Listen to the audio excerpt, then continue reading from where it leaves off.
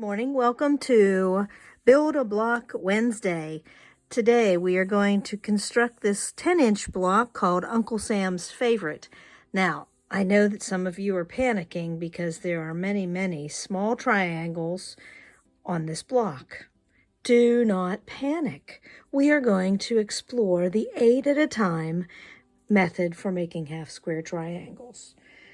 I found the best chart at beechtreelanehandmade.com on Pinterest. I will put a link in the box below, and I will also put a link for the nice fancy PDF pattern since I learned to do that.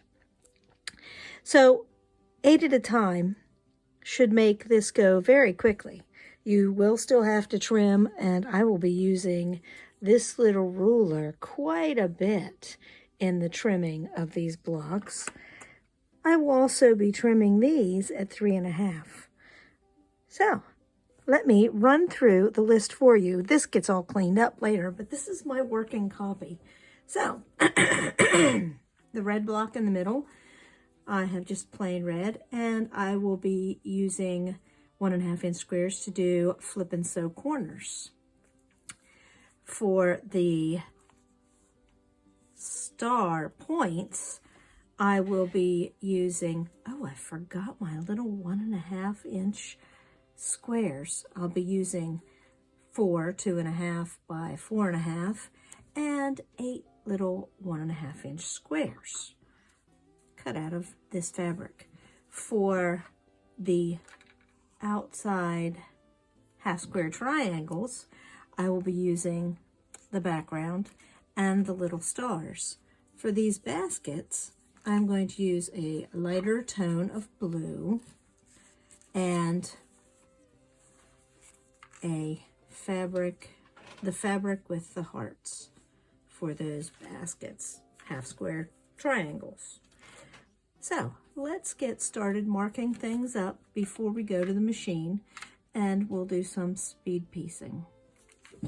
So first, let's pair up the things that get flip and stitch. So the center gets flip and stitch corners. They're like spacers, get flip and stitch corners. So let's pair those all up and set those aside. The next thing we need to do is mark for these larger half square triangles that we will do 2 at a time. So we will take the ruler and mark across. I think today I will use a pencil because I happen to have one handy. And I will sew on either side. Now today we're doing 2 at a time half square triangles and 8 at a time half square triangles. And I know that there is a technique for 4.5 inch half square triangles, or 4 at a time half square triangles. I do not prefer that 4 at a time. It is a good alternative, but it puts all the biased edges out on the outside edge of the block. The last thing I need to mark for is the 8 at a time. And to mark for the 8 at a time, you mark both directions on the block, because you will sew both diagonal directions on each side of the line and then cut. So for 8 at a time, you make a big X. So let me get to some sewing, and I will be back in a few minutes to show you how to cut these apart. To make the 2 at a time half square triangles, you know that we cut on the line, and I have sewn a scant 1/4 inch. So there's 2 of them. To do the 4 at a time half square triangles, you are going to cut 4 times instead of just once. So you are going to cut on your lines. I'm using a turning mat. I think this will be easiest. And then you are going to cut across the middle. Now, you could worry about lining it up perfectly there, but I'm going to line it up here and cut there across the middle. And I'm going to kind of make sure that's straight over there, but I'm going to cut across the middle again. So now I have my 8 pieces. And there they are. And I should have some room to trim up. I started at 4 1/4 with the big squares, so I do have room to trim up. So now I need to get to some ironing. Pressing.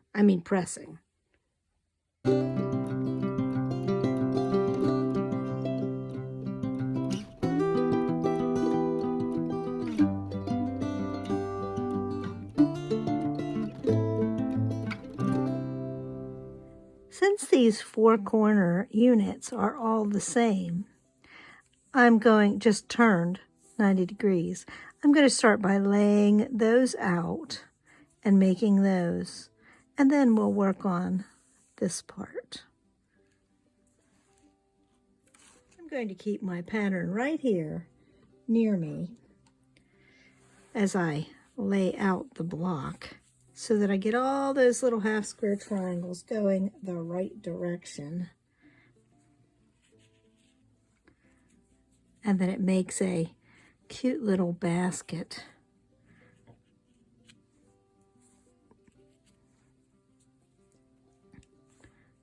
Then I'm going to stack these 4 deep as I take it to the sewing machine. So I know that looks oversized, but it's not. It'll sew up and fit that exactly. So let me get to some sewing. Of course I'm going to sew these in pairs, and then a whole row across, and then 3, and then join it to that. It'll be cute when it's all done. See you back here in a little bit when it's all sewn together. I've put these little pieces together in sets of 2.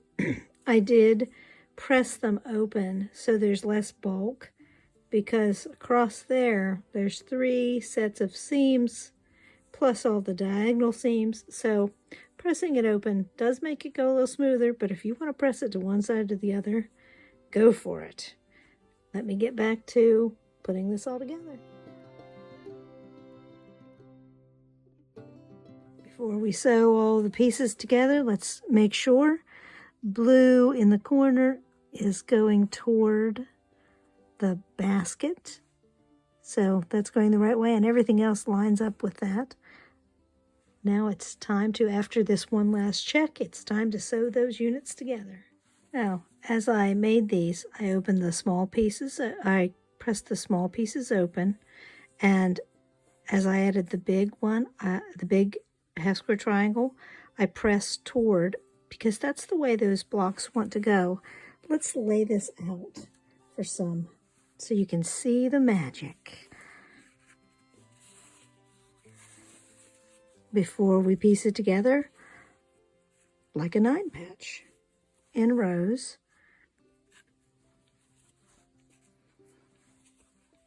There it is, all laid out.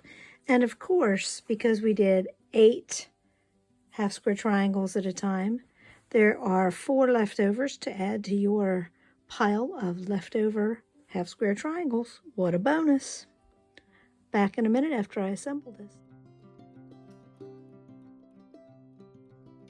Here it is, Uncle Sam's favorite 10-inch block. I hope you enjoyed making this block. I do have a few little comments that if you worry about these corners, there are a couple things you can use to help yourself out. Pins and a pin cushion, or as you're feeding it through the machine, a stiletto so that you don't sew your fingers. So as I was looking at this finished block, I realized that in the setting, it is in a spot that takes a 12.5-inch block, and I had strips along the outside with the intention of centering it. So I added 2-inch strips And now I'm going to trim it to the 12.5. And there's a reason why I'm doing it that way.